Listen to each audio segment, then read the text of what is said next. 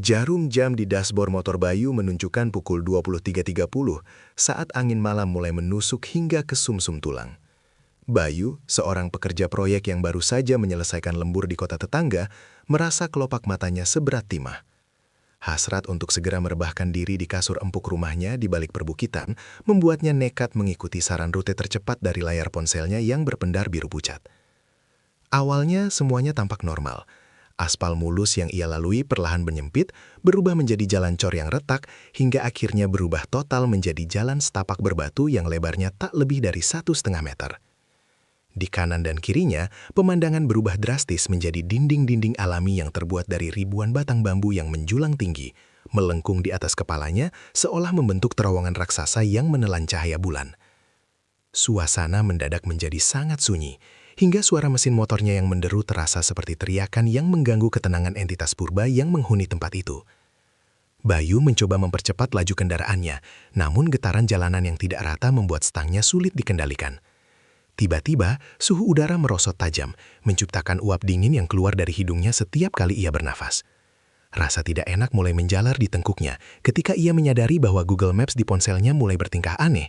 Panah biru lokasinya berputar-putar tak tentu arah sebelum akhirnya layar itu menampilkan tulisan sinyal hilang dengan latar belakang hitam pekat. Bayu terhenyak.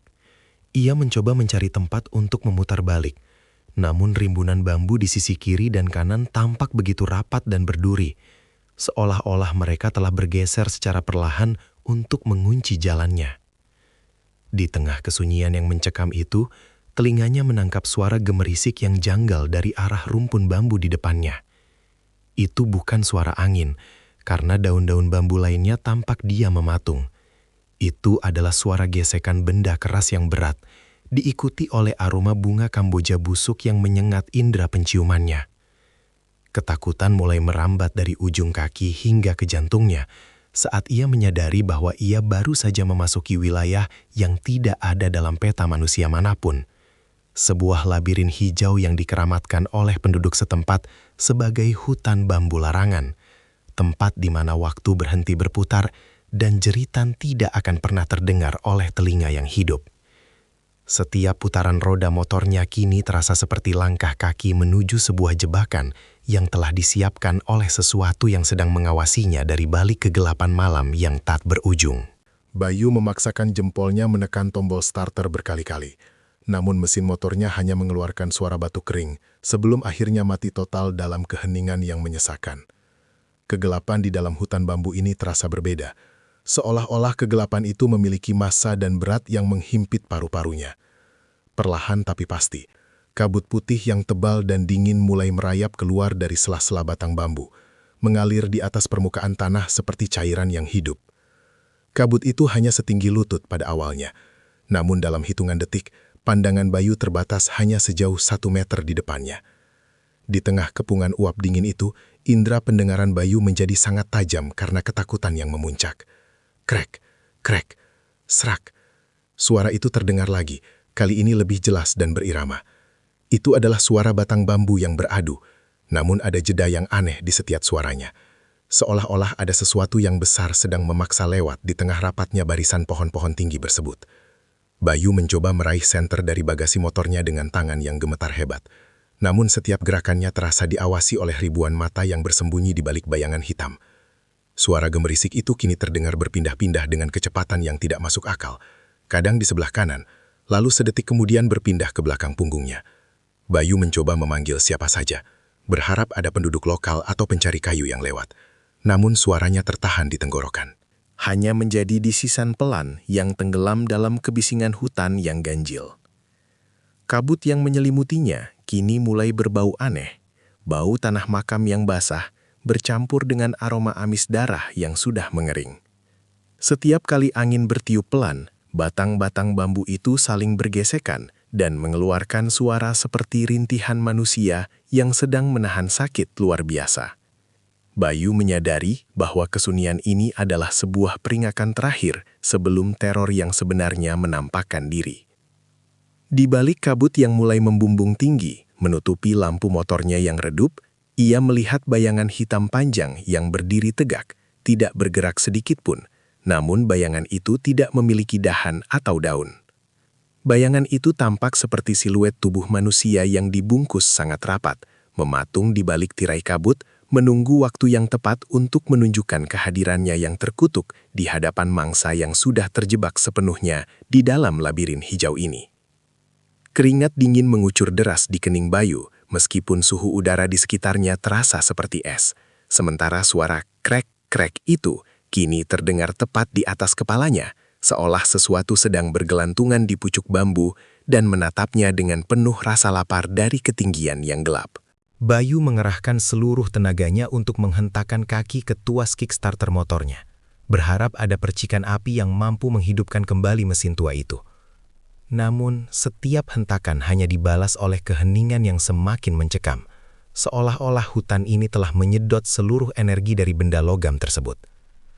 Cahaya dari lampu depan motornya yang tadinya berpendar kuning redup, tiba-tiba berkedip dengan frekuensi yang tidak wajar, seperti denyut jantung yang sekarat, sebelum akhirnya padam sepenuhnya dengan suara checklist kecil yang mematikan.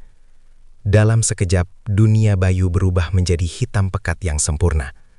Tidak ada cahaya bintang, tidak ada cahaya bulan yang mampu menembus kanopi bambu yang saling mengunci di atas sana.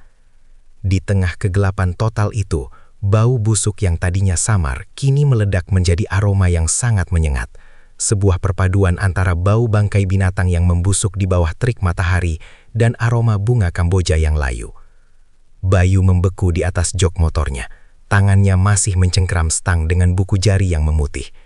Dia bisa merasakan bulu kuduknya berdiri satu persatu saat udara di sekitarnya terasa semakin padat dan lembab, seolah-olah oksigen telah digantikan oleh sisa-sisa napas makhluk gaib.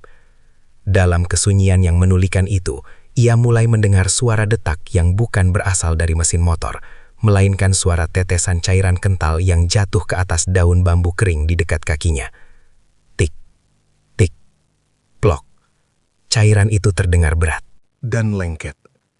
Dengan gemetar, Bayu merogoh saku celananya untuk mengambil ponsel, satu-satunya sumber cahaya yang tersisa. Saat jari-jarinya menyentuh layar yang dingin, ia merasa seolah ada ribuan jarum tak kasat mata yang menusuk kulitnya. Begitu layar ponsel menyala, cahaya putihnya yang tajam membelah kegelapan seperti pisau. Namun apa yang tertangkap oleh sudut matanya di batas remang cahaya itu membuat jantungnya seakan melompat keluar dari dada. Di sela-sela batang bambu yang hanya berjarak 2 meter dari roda depannya, ia melihat gumpalan kain kafan yang sangat kotor, penuh dengan noda tanah merah dan bercak cairan hitam yang masih basah. Kain itu terikat kuat di bagian atasnya, membentuk simpul yang menyerupai mahkota yang mengerikan. Bayu mencoba berteriak, namun suaranya hanya menjadi gumpalan udara yang tersangkut di tenggorokan, saat ia menyadari bahwa sosok itu tidak berdiri di atas tanah, melainkan melayang sedikit di atas permukaan lumpur.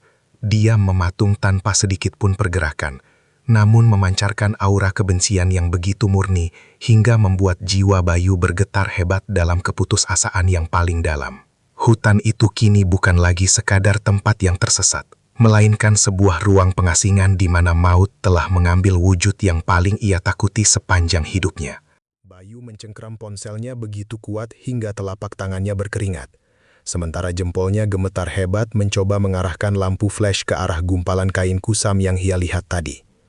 Saat cahaya putih itu menyapu barisan batang bambu yang berdiri rapat seperti jeruji penjara, jantungnya berdegup kencang hingga telinganya berdenging. Di sana, tepat di balik batang bambu yang melengkung aneh, sosok itu masih berdiri. Cahaya senter mengungkapkan detail yang jauh lebih mengerikan dari sekedar imajinasi. Kain kafan itu tidak lagi berwarna putih, melainkan abu-abu kecoklatan akibat tertimbun tanah dalam waktu lama. Serat-serat kainnya yang kasar tampak mulai terurai, memperlihatkan gumpalan kapas busuk yang mencuat keluar dari sela-sela ikatan tali yang melilit tubuhnya dengan sangat kencang. Bayu mencoba menggerakkan senternya ke bagian atas, ke arah kepala yang terikat simpul mati yang menjulang tinggi. Tidak ada wajah manusia yang menyambutnya. Yang ada hanyalah sebuah lubang gelap di mana seharusnya mata dan hidung berada, dibungkus oleh kain yang sangat kotor dan lembab. Tiba-tiba, saat cahaya senter mengenai bagian tengah kain tersebut, Bayu melihat sesuatu yang membuatnya hampir menjatuhkan ponselnya ke dalam lumpur. Dari dalam serat kain yang kusam itu, perlahan-lahan muncul rembesan cairan berwarna merah pekat, menyebar seperti tinta di atas kertas basah. Warna merah itu bukan berasal dari cahaya luar, melainkan darah segar yang mulai membanjiri seluruh permukaan. Kafan dari arah dalam, seolah-olah tubuh di dalamnya sedang diperas oleh kekuatan yang tidak terlihat. Bau bangkai yang tadi menyengat, kini berubah menjadi bau amis darah yang sangat kuat, mencekik indera penciuman Bayu hingga ia merasa mual yang luar biasa. Sosok itu tetap tidak bergerak, namun aura di sekitarnya terasa semakin ganas, membuat udara di sekitar Bayu bergetar karena energi negatif yang amat besar. Bambu-bambu di sekitar sosok itu mulai merunduk perlahan, tanpa ada angin yang bertiup, seolah-olah mereka memberikan penghormatan pada penguasa kegelapan yang baru saja bangkit dari peristirahatan panjangnya. Bayu menyadari bahwa sosok ini bukanlah pocong biasa yang sering diceritakan dalam mitos-mitos desa. Ini adalah pocong merah, sang pembawa kutukan yang konon menyimpan amarah abadi sejak saat pemakamannya yang tidak sempurna. Matanya yang tak terlihat seolah-olah sedang menelanjangi ketakutan terdalam di dalam jiwa Bayu, sementara suara gemerisik daun bambu di atas mereka perlahan berubah menjadi suara tawa lirih yang sangat parau, menandakan bahwa permainan pengejaran ini baru saja akan dimulai dengan Bayu sebagai mangsa utamanya. Setiap detik yang berlalu terasa seperti 1 tahun di dalam neraka. Dan ketika Bayu melihat kain merah itu mulai bergetar pelan, ia tahu bahwa ia tidak punya pilihan lain selain berlari, atau pasrah menjadi bagian dari tanah hutan yang terkutuk ini selamanya. Bayu terpaku di tempatnya. Otot-otot kakinya seakan membatu, sementara matanya menolak untuk berpaling dari pemandangan yang menentang logika di depannya. Transformasi warna pada kain kafan itu berlangsung dengan kecepatan yang mengerikan, seperti sebuah proses pembusukan yang diputar terbalik. Merah darah yang pekat merayap naik dari simpul kaki hingga ke simpul kepala, menelan sisa-sisa warna kusam kain kafan tersebut, hingga kini sosok itu berdiri sepenuhnya dalam balutan warna merah menyala yang tampak basah dan berdenyut. Bayu menyadari bahwa cairan itu bukan sekedar noda, itu adalah manifestasi dari dendam yang sangat dalam, yang kini mengambil wujud fisik. Suhu di sekitar Bayu turun begitu ekstrim hingga ia bisa melihat uap nafasnya sendiri membeku di udara, sementara aroma amis darah itu kini bercampur dengan bau belerang yang menyengat paru-parunya. Tiba-tiba, kain yang menutupi bagian wajah sosok itu mulai bergerak-gerak, seolah ada sesuatu yang sedang berusaha mendorong keluar dari dalam kegelapan lubang matanya. 2 titik cahaya kecil berwarna merah darah perlahan muncul dari balik kegelapan wajah tersebut, bersinar redup namun tajam, mengunci pandangan Bayu dengan intensitas yang melumpuhkan kehendak hidupnya. Sosok ini tidak sekedar menakuti, ia menyerap keberanian Bayu sedikit demi sedikit melalui tatapan iblisnya. Batang-batang bambu di sekitar sosok itu mulai mengeluarkan suara retakan yang keras. Prak, prak, seolah-olah kehadiran makhluk ini memberikan tekanan fisik yang luar biasa pada alam sekitarnya. Bayu merasakan kepalanya berdenyut hebat. Telinganya mendengar suara rintihan ribuan jiwa yang seolah terjebak di dalam serat kain merah tersebut. Ia teringat cerita kakeknya tentang pocong getih. Entitas yang lahir dari kematian yang penuh amarah dan ritual yang gagal. Makhluk yang tidak akan berhenti mengejar targetnya, hingga nyawa orang tersebut renggut untuk menggantikan posisinya di alam baka. Tidak ada gerakan melompat, tidak ada suara langkah. Namun sosok itu entah bagaimana, terasa semakin dekat dengan Bayu. Seolah-olah ruang dan waktu di antara mereka sedang menciut. Tekanan atmosfer di hutan itu menjadi begitu berat, hingga Bayu merasa seakan sedang tenggelam di dasar samudra yang gelap. Ketakutan yang semula bersifat emosional, kini telah berubah menjadi rasa sakit fisik yang nyata di sekujur tubuhnya. Ia tahu, jika ia tetap diam 1 detik saja lagi, jantungnya akan berhenti berdetak, hanya karena tekanan aura jahat tersebut. Dengan 1 sentakan insting terakhir yang bersisa, Bayu memaksakan tubuhnya untuk bergerak mundur, memutus kontak mata yang mematikan itu, dan bersiap untuk melarikan diri ke dalam kegelapan yang lebih dalam, demi menghindari sentuhan maut dari sang pocong merah, yang kini mulai menggoyangkan tubuhnya ke depan dan ke belakang secara ritmis. Sebuah tanda bahwa perburuan berdarah sejauh 5 km ini telah resmi dimulai. Bayu melepaskan cengkramannya pada stang motor dengan sentakan kasar, membiarkan kendaraan besi itu tumbang ke samping dan tenggelam separuh ke dalam lumpur hitam. Tanpa berani menengok lagi, ia memutar tubuhnya dan menghambur ke arah jalan setapak yang tertutup kabut tebal di depannya. Setiap langkahnya terasa sangat berat, seolah-olah tanah hutan yang lembab itu memiliki tangan-tangan tak kasat mata yang mencoba menahan kakinya di tempat. Suara napasnya sendiri terdengar seperti deru mesin yang rusak, berpacu dengan detak jantung yang menghantam rongga dadanya begitu keras hingga terasa menyakitkan. Di balik suara langkah kakinya yang menginjak ranting bambu kering, ia mulai mendengar suara krek, krek, yang mengikuti dengan ritme yang persis sama. Kecepatan suara itu meningkat secara konsisten, menandakan bahwa apapun yang ada di belakangnya kini telah mulai bergerak mengejar. Bayu tidak hanya berlari di atas tanah, ia merasa seperti sedang menembus tirai kegelapan yang padat. Ranting-ranting bambu yang tajam seperti silat menyambar wajah dan lengannya, meninggalkan goresan-goresan pedih yang mulai mengeluarkan darah. Namun rasa sakit itu kalah jauh oleh rasa ngeri yang membakar otaknya. Udara dingin yang ia hirup terasa seperti pecahan kaca yang melukai tenggorokannya. Suasana di sekelilingnya menjadi sangat kacau. Bayangan-bayangan pohon bambu tampak seperti tangan-tangan raksasa yang mencoba menangkapnya dari segala arah. Ia mencoba berteriak minta tolong, namun yang Keluar hanyalah suara parau yang langsung ditelan oleh keheningan hutan yang lapar. Yang membuat bulu kuduknya berdiri lebih tegak adalah kenyataan bahwa suara gesekan kain yang basah kini terdengar sangat dekat, seolah-olah sosok merah itu sedang melayang tepat di atas bahunya. Bau amis darah yang menyengat seolah-olah menempel di jaketnya, tidak peduli seberapa cepat ia berlari. Bayu merasa dunianya telah menyempit hanya menjadi jalan setapak tak berujung dan ketakutan yang murni. Ia tidak tahu sudah berapa meter ia berlari, namun rasa lelah mulai menyerang otot-otot pahanya, membuatnya hampir terjatuh beberapa kali. Di tengah keputusasaannya, ia melihat bayangan merah itu melesat cepat di antara sela-sela bambu di sampingnya, bergerak dengan cara yang tidak mungkin dilakukan oleh manusia. Makhluk itu tidak berlari, ia tidak melangkah, ia seolah-olah meluncur menembus ruang, memotong jalan untuk memastikan bahwa Bayu tidak akan pernah menemukan jalan keluar. Setiap kali Bayu mencoba mengubah arah, suara krak-krak itu terdengar lebih keras di depannya, memaksanya untuk terus berlari lurus menuju jantung kegelapan yang lebih pekat, di mana tidak ada lagi cahaya selain 2 titik merah yang terus mengintai di balik rimbunan bambu yang berayun tanpa angin. Ia sadar, ini bukan lagi sekadar pelarian. Ini adalah perlombaan nyawa melawan predator gaib yang tidak mengenal rasa lelah dan hanya menginginkan satu hal, menghentikan detak jantungnya selamanya di bawah naungan bambu. Yang terkutuk ini. Rasa penasaran yang beracun memaksa kepala Bayu untuk menoleh ke belakang di tengah pelariannya yang membabi buta. Dan pada saat itulah, jantungnya seakan dicabut paksa dari rongga dadanya. Di tengah kabut yang tersingkap sekilas, ia melihat sosok merah itu tidak lagi berdiri diam. Pocong merah itu melakukan gerakan yang akan menghantui mimpi buruk Bayu selamanya. Ia menekuk tubuhnya yang kaku dengan sudut yang mustahil, lalu melesat ke udara dalam satu lompatan raksasa yang menempuh jarak luar biasa jauh. Setiap kali kaki yang terbungkus kain kafan basah itu menghantam tanah, tidak ada suara dentuman, hanya suara plok yang lembab dan berat, seperti gumpalan daging mentah yang dijatuhkan ke atas lumpur. Suara itu segera diikuti oleh bunyi krek dari batang bambu yang patah karena tertabrak tubuh makhluk itu yang meluncur bak peluru merah di kegelapan.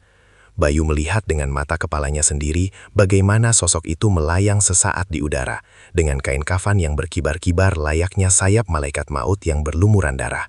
Mata merah menyalanya meninggalkan jejak cahaya tipis di udara, mengunci punggung Bayu sebagai target yang tidak boleh lepas. Lompatan makhluk itu begitu cepat dan efisien, seolah-olah gravitasi tidak berlaku baginya di dalam hutan terkutuk ini. Jarak 10 meter yang tadinya terasa aman kini menyusut menjadi 5 meter hanya dalam 2 kali lompatan. Bayu bisa mendengar suara deru angin yang timbul akibat pergerakan masif makhluk tersebut tepat di belakangnya. Keringat panas bercampur dengan embun dingin di wajahnya saat ia menyadari bahwa kecepatan larinya sebagai manusia biasa tidak akan pernah bisa menandingi kelincahan iblis ini. Setiap kali sosok itu mendarat, tanah di bawah kaki Bayu terasa bergetar, memberikan tekanan psikologis yang membuat kakinya lemas dan hampir kehilangan keseimbangan. Bayu mulai bermanuver, mencoba berlari zigzag di antara rumpun bambu yang paling rapat, dengan harapan tubuh kaku pocong itu akan tersangkut. Namun usahanya sia-sia, makhluk itu entah bagaimana mampu meliuk di udara dengan gerakan yang sangat cair dan licin, seolah-olah tulang-tulangnya terbuat dari karet yang fleksibel namun kuat. Bau amis darah kini semakin pekat, memenuhi setiap inci udara yang dihirup Bayu, membuatnya terbatuk-batuk di tengah kepanikan yang luar biasa. Ia merasa seperti seekor tikus yang sedang dimainkan oleh kucing raksasa yang haus darah sebelum akhirnya diterkam. Dengan sisa tenaga yang ada, ia mencoba melompat melewati parit kecil, namun tepat saat ia berada di udara, ia mendengar suara whoosh yang sangat keras tepat di atas kepalanya, disusul oleh penampakan kain merah yang melintas cepat, menandakan bahwa sang predator kini telah berada di posisi yang sejajar dengannya, siap untuk mendaratkan lompatan penghancur tepat di jalur larinya. Bayu sadar ruang untuk bernapas telah habis dan maut kini hanya berjarak 1 lompatan saja dari tengkuknya yang sudah mulai membeku karena ketakutan yang tiada. Tara! Bayu terus memacu kakinya, meski persendiannya terasa seperti akan lepas dari tempatnya. Menurut perhitungannya, ia harusnya sudah mencapai jalan desa terdekat. Namun pemandangan di depannya tidak kunjung berubah.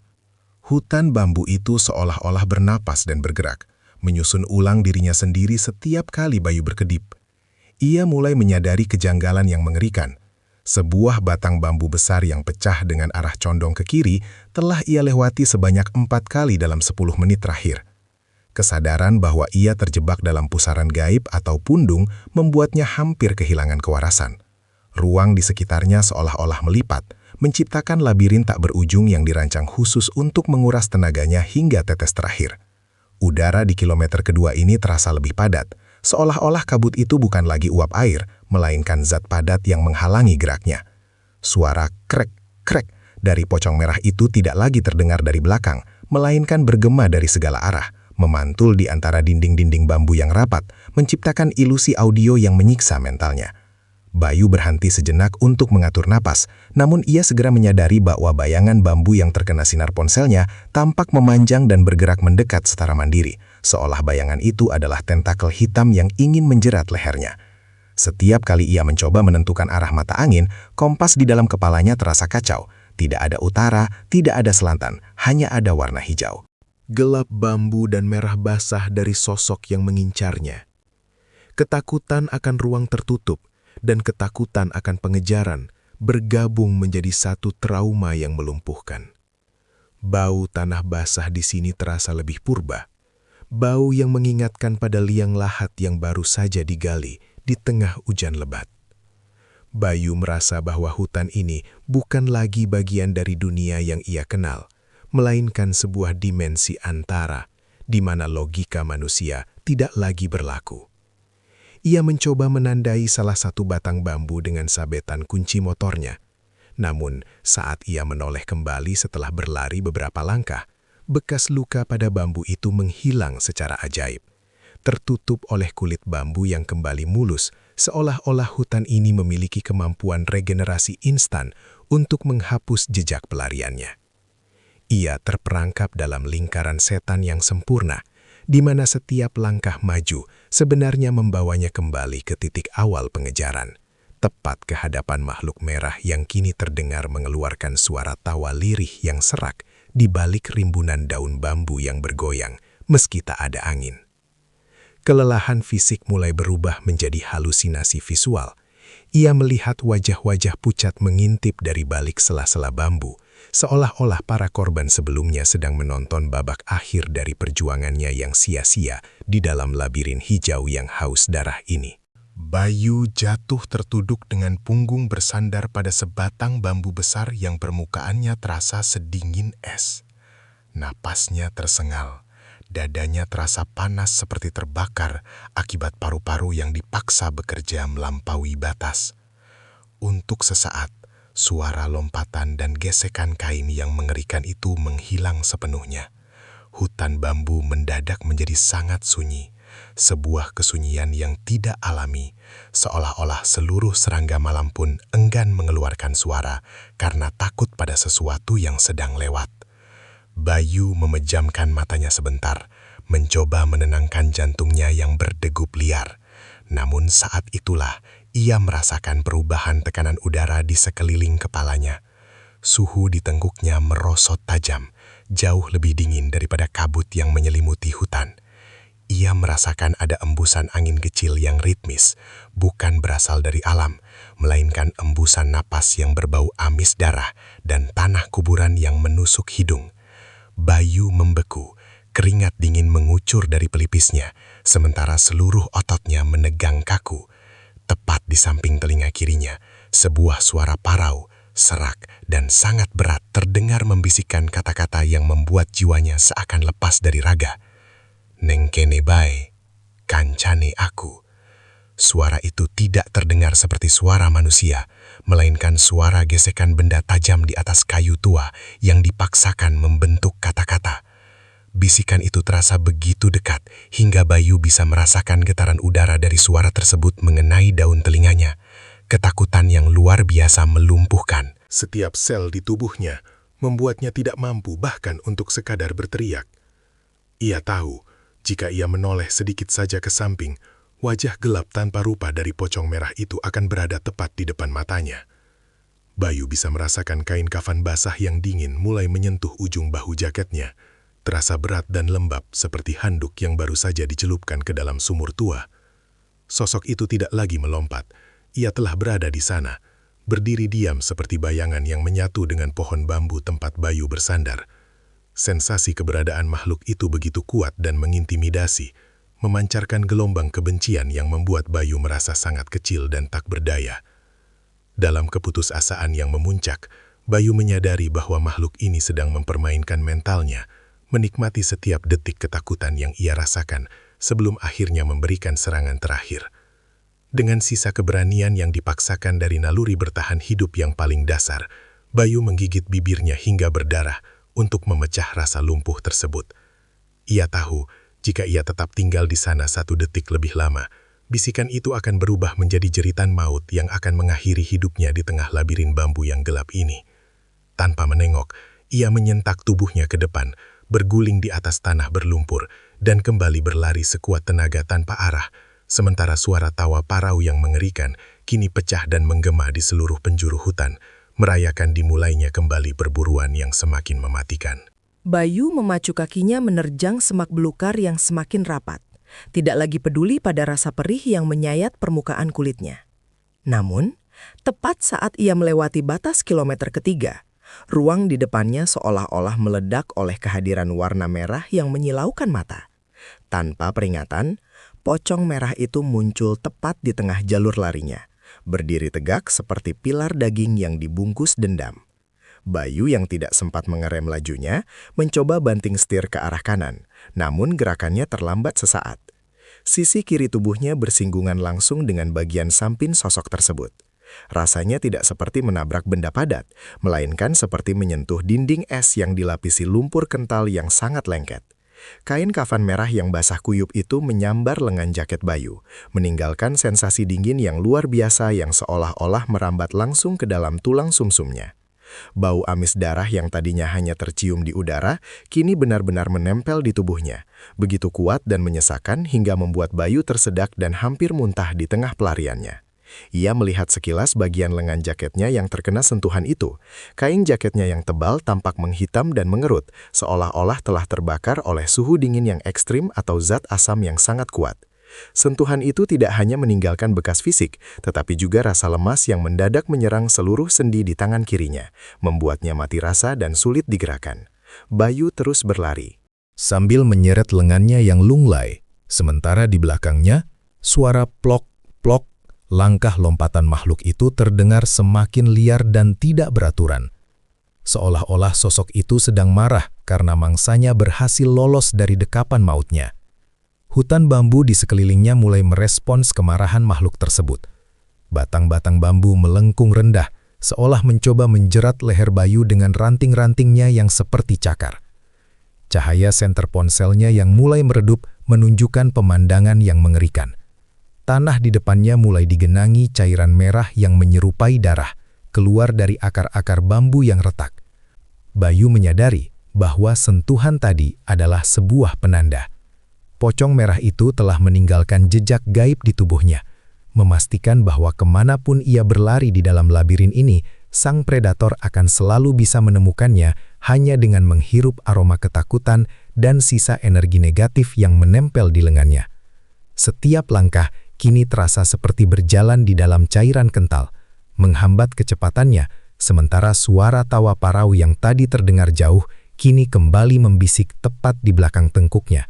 Lebih keras, lebih haus darah, dan lebih pasti dalam menjemput nyawanya yang kini berada di ambang batas ketahanan manusia. Bayu tahu, kilometer ketiga ini telah mengambil sebagian dari dirinya, dan ia tidak yakin apakah sisa tubuhnya akan mampu bertahan hingga kilometer terakhir. Napas Bayu sudah tidak lagi beraturan. Setiap tarikan udaranya terasa seperti menghirup debu sisa pembakaran yang menyesakkan dada. Namun, di tengah keputusasaan yang hampir membuatnya menyerah, matanya menangkap sebuah pendar cahaya di ujung jalan setapak. Cahaya itu berwarna putih kekuningan, stabil dan terang, sangat mirip dengan lampu merkuri di pinggir jalan raya yang selama ini ia cari. "Jalan raya, akhirnya!" teriak batinnya dengan sisa tenaga yang masih tersisa. Bayu memaksakan kakinya yang sudah mati rasa untuk berlari lebih kencang, mengabaikan rasa perih di sekujur tubuhnya. Ia berlari lurus menuju cahaya itu, membelah kabut tebal yang seolah-olah mulai menyingkir demi memberinya jalan. Namun, semakin ia mendekat, ada sesuatu yang janggal. Cahaya itu tidak memancarkan panas, dan tidak ada suara deru kendaraan yang menyertainya.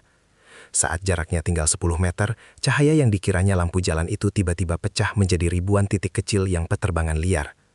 Titik-titik itu adalah kunang-kunang, namun bukan kunang-kunang biasa.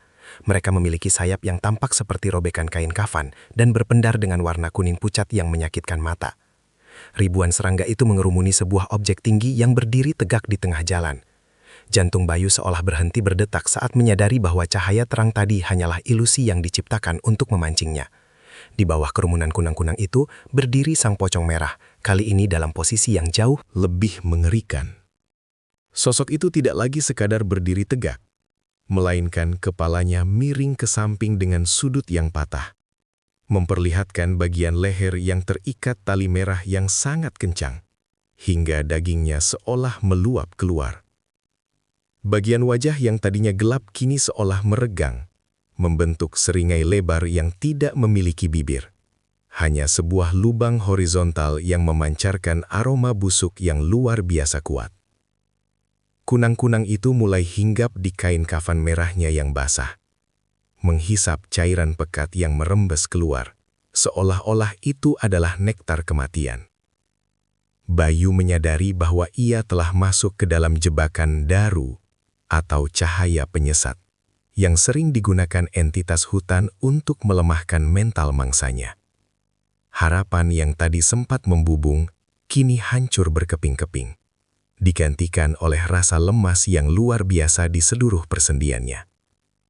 Sosok itu mulai mengeluarkan suara yang menyerupai gabungan antara rintihan bayi dan geraman binatang buas, sementara matanya yang merah menyala berkedip selaras dengan pendar serangga-serangga di sekelilingnya.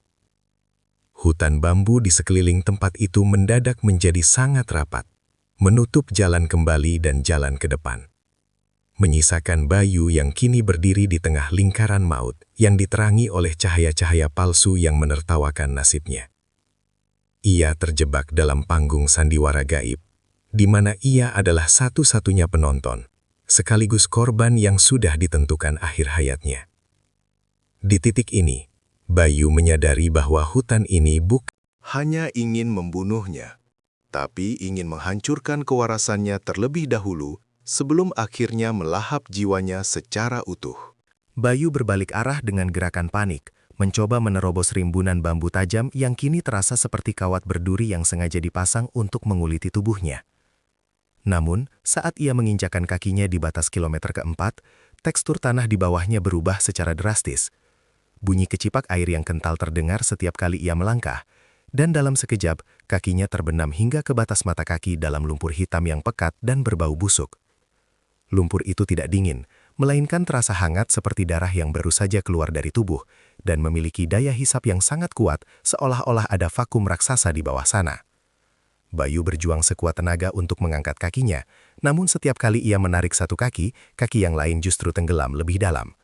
Di tengah perjuangannya, ia melihat permukaan lumpur di sekelilingnya mulai bergejolak dan membentuk gelembung-gelembung udara yang pecah, mengeluarkan aroma gas rawa yang memuakan.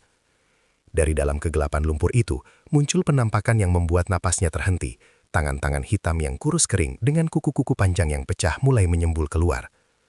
Tangan-tangan itu bukan milik manusia hidup, mereka adalah sisa-sisa dari mereka yang pernah gagal melewati hutan ini. Jari-jari pucat itu mulai mencengkram sepatu dan pergelangan kaki Bayu, menariknya ke bawah dengan kekuatan yang tidak masuk akal. Bayu berteriak histeris, memukul-mukul permukaan lumpur dengan ponselnya yang cahayanya kini mulai redup. Dan berkedip sekarat. Di hadapannya, hanya beberapa meter jauhnya, pocong merah itu muncul kembali. Makhluk itu tidak tenggelam. Ia melompat dengan ringannya di atas permukaan lumpur, seolah-olah massa tubuhnya tidak lebih berat dari sehelai bulu. Setiap kali kain merahnya menyentuh lumpur, tangan-tangan hitam itu seolah-olah memberikan jalan dan bersujud ketakutan. Sosok itu kini bergerak lebih lambat, seolah-olah sedang menikmati penderitaan Bayu yang perlahan-lahan mulai tertelan oleh bumi. Lumpur itu kini sudah mencapai lututnya, dan rasa dingin yang mematikan mulai menjalar naik, melumpuhkan otot-otot pahanya.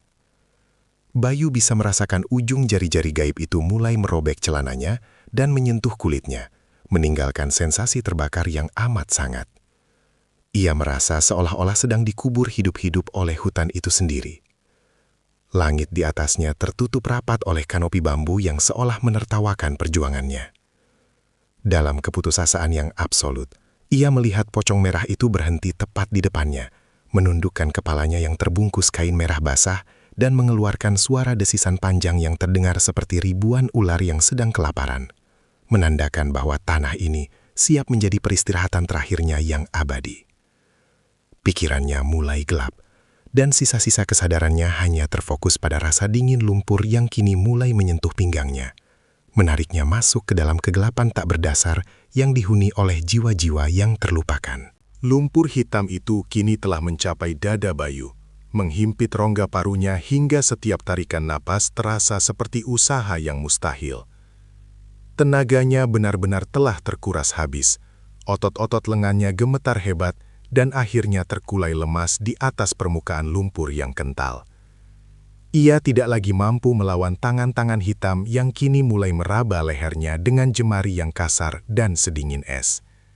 Di tengah kepasrahan yang mematikan itu, pocong merah berdiri tepat di hadapannya, menjulang seperti monumen kutukan yang merah membara.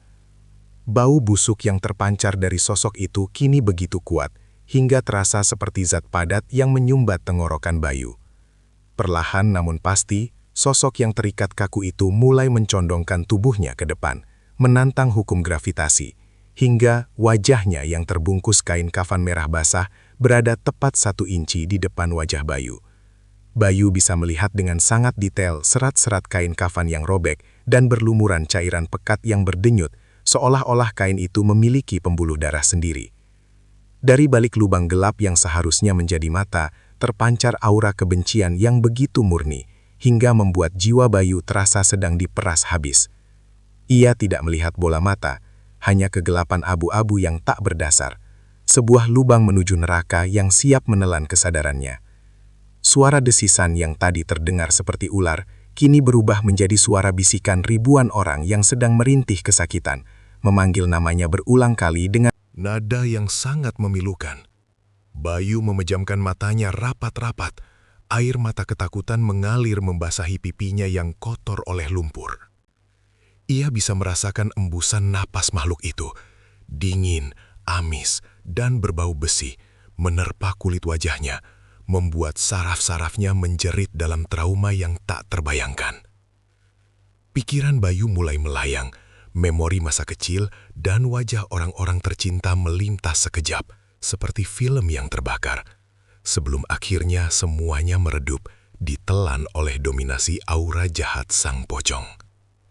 Di titik nadir ini, ia benar-benar menyerah pada takdir.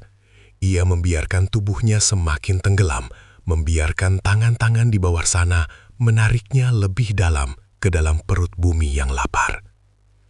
Keheningan hutan bambu seolah-olah mengental, mengunci momen maut ini dalam keabadian yang mencekam. Dalam kegelapan di balik kelopak matanya, ia hanya menunggu satu sentuhan terakhir yang akan menghentikan detak jantungnya selamanya, membiarkan dirinya menjadi bagian dari sejarah kelam hutan ini, menjadi satu lagi arwah yang terperangkap dalam balutan dendam yang tak kunjung usai, di bawah bayangan bambu yang bergoyang tanpa henti. Kesadarannya mulai memudar, hanya menyisakan rasa dingin yang mutlak dan keputusasaan yang tidak lagi menyisakan ruang bagi harapan sekecil apapun. Saat lumpur maut itu mulai menyentuh dagu Bayu, dan napas dingin sang pocong merah hampir menyedot sisa nyawa dari pori-pori wajahnya, sebuah getaran hebat tiba-tiba menghantam realitas gaib yang mengurungnya. Dari kejauhan yang terasa jutaan kilometer, namun sekaligus sangat dekat, terdengar suara raungan mesin besar yang membelah keheningan hutan, diikuti oleh bunyi "tiit". Suara klakson truk yang sangat keras dan panjang memecah frekuensi mistis yang menyelimuti tempat itu. Cahaya putih yang sangat menyilaukan, jauh lebih terang dan lebih murni daripada ilusi kunang-kunang tadi, tiba-tiba menghantam punggung pocong merah dan menyapu wajah Bayu. Tekanan luar biasa yang menghimpit dada Bayu mendadak lenyap, seolah-olah sebuah gelembung sabun raksasa meletus di sekelilingnya. Ia merasakan sentakan fisik yang sangat keras, seperti ditarik paksa dari dalam air yang dalam ke permukaan. Bayu tersedak, menghirup udara sebanyak-banyaknya hingga paru-parunya terasa sakit. Saat matanya terbuka sepenuhnya, ia tidak lagi berada di tengah lumpur hisap atau di bawah rimbunan bambu yang mencekam. Ia tersungkur dengan posisi tertelungkup di atas aspal kasar yang masih menyimpan sisa panas matahari siang tadi. Di sampingnya, sebuah truk tronton besar berhenti mendadak dengan suara rem angin yang mendesis keras, menciptakan kepulan debu yang menari-nari di bawah sinar lampu tembaknya yang luar biasa terang. Bayu terengah-engah, jemarinya mencengkram aspal jalanan dengan sangat kuat. Seolah-olah ia takut aspal itu akan berubah kembali menjadi lumpur. Ia menoleh ke belakang dengan gerakan panik. Namun yang ia lihat hanyalah gerbang hutan bambu yang gelap di pinggir jalan raya. Diam membisu, dan tak lagi memancarkan aura merah yang tadi memburunya. Tidak ada tanda-tanda keberadaan makhluk kafan itu. Tidak ada tangan-tangan hitam, dan tidak ada bisikan yang menghantui telinganya. Hening jalan raya terasa sangat asing, namun sangat ia syukuri. Sopir truk itu turun dengan wajah pucat dan bingung, berteriak menanyakan keadaannya. Sementara Bayu hanya bisa mengerang pelan dengan tubuh yang gemetar hebat. Ia menyadari bahwa ia telah berhasil menempuh kilometer kelima, kilometer terakhir yang memisahkan antara dimensi kutukan dan dunia manusia yang nyata. Cahaya lampu truk itu terasa seperti pelukan hangat yang membasuh seluruh kedinginan di jiwanya. Namun, saat ia mencoba berdiri dengan bantuan sang sopir, ia menyadari bahwa seluruh tubuhnya benar-benar basah kuyup oleh cairan merah pekat yang berbau amis, dan rasa mati rasa di lengan kirinya belum juga hilang. Meskipun ia sudah menginjakan kaki di atas peradaban, sisa-sisa energi dari pengejaran sejauh 5 km itu masih terasa berdenyut di dalam nadinya, menandakan bahwa apa yang baru saja ia lalui bukanlah sekadar mimpi buruk, melainkan sebuah pelarian maut yang hampir saja menjadikannya penghuni tetap di dalam rahim hutan bambu yang lapar tersebut. Bayu terisak pelan, menyadari betapa tipisnya garis antara hidup dan mati yang baru saja ia lalui di malam terkutuk ini. Sopir truk bernama Pak Mulyo itu memegang pundak Bayu dengan tangan yang kasar dan hangat, mencoba membantu pemuda yang tampak seperti baru saja keluar dari mesin giling itu untuk berdiri tegak. Di bawah sorot lampu jalan raya yang berpendar oranye redup, Bayu tampak seperti sosok yang mengenaskan. Jaketnya koyak-koyak, wajahnya pucat pasi seperti mayat, dan seluruh tubuhnya dilapisi cairan merah kental yang mulai mengering dan mengeluarkan aroma busuk yang tidak masuk akal. Pak Mulyo mencoba membersihkan noda merah di punggung jaket Bayu menggunakan sehelai kain lap, namun gerakannya tiba-tiba terhenti seketika. Matanya membelalak lebar dan ia mundur beberapa langkah, hingga menabrak badan truknya sendiri dengan wajah yang berubah menjadi putih kertas. Bayu yang masih gemetar bertanya dengan suara parau apa yang salah, namun Pak Mulyo hanya mampu menunjuk ke arah pundak kiri Bayu dengan jari yang bergetar hebat. Bayu perlahan menolehkan kepalanya, dan jantungnya seakan meledak karena ngeri. Di sana, melingkar dengan sangat erat pada jahitan pundak jaketnya, terdapat sepotong tali kusam berwarna merah tua yang terikat dalam simpul mati yang sempurna. Tali itu bukan terbuat dari kain biasa, melainkan dari pintalan serat kasar yang masih menyisakan helai-helai rambut manusia dan noda tanah kuburan yang lembab. Itu adalah tali pocong, simpul atas yang seharusnya hanya ada di kepala jenazah yang sudah dimakamkan. Rasa dingin yang luar biasa kembali menyengat lengannya, dan Bayu Menyadari bahwa sentuhan basah di kilometer ketiga tadi bukanlah sekedar gesekan, melainkan momen di mana makhluk itu mengikatkan dirinya pada jiwa Bayu. Tiba-tiba, dari arah hutan bambu yang gelap di seberang jalan, terdengar suara gesekan bambu, krek, krek, yang sangat pelan, diikuti oleh hembusan angin yang membawa bisikan parau yang kini hanya bisa didengar oleh telinga Bayu. Tali iki, ojo diculke, aku bakal teko maneh. Tali ini, jangan dilepas, aku akan datang lagi. Bayu terjatuh berlutut, mencoba menarik tali merah itu dengan jemarinya yang mati rasa. Namun, tali itu seolah-olah telah menyatu dengan serat jaket dan dagingnya. Ia menyadari dengan kengerian yang mutlak bahwa pelariannya sejauh 5 kilometer tidak pernah benar-benar berakhir. Hutan itu mungkin telah melepaskannya, tapi sang pocong merah telah menitipkan sepotong dirinya untuk dibawa pulang oleh Bayu, sebagai tanda bahwa kontrak maut telah ditandatangani. Di kejauhan, anjing-anjing liar mulai melolong panjang, menyambut kehadiran sesuatu yang kini tidak lagi bersembunyi di balik bambu, melainkan sudah berada sangat dekat, menunggu di dalam bayang-bayang setiap sudut gelap rumahnya nanti. Malam itu, di pinggir jalan raya yang sunyi, Bayu akhirnya paham bahwa beberapa teror tidak pernah benar-benar selesai. Mereka hanya berpindah tempat, menunggu saat yang tepat ketika lampu padam dan kau kembali sendirian dalam kegelapan.